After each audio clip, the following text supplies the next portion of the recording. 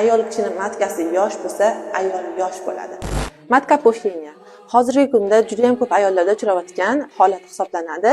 Yaqinda meni qabulimga bir ayol keldilar.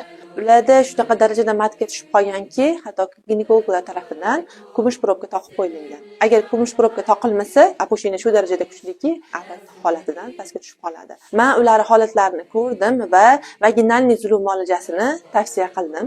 Olib ketdilar. Bir oydan keyin keyingi lecheniyaga keldilar va meni juda ham xursand qiladigan holat. Ular aytibdilar, sizdan vaginalniy zulum olib ketganimdan keyin kumush probkamni umuman taqmay qo'ydim dedilar. To'g'ri, po'shenya to'la to'kis hali tepaga ko'tarilmagan. Lekin eng xursand bo'lib turgan holat poshenyada endi probka taqmayaptilar. Xo'sh, zuluk qanday yordam bergan?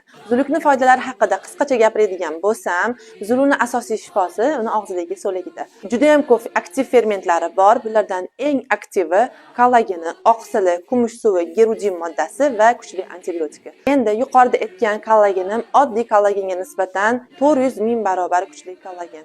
Bu qin ichki devorlariga zuluk yordamida tashlangandan keyin matkada qon aylanishi yaxshilanadi, matka yosharadi. Tabiiyki bilamiz, ayol kishining matkasi yosh bo'lsa, ayol yosh bo'ladi.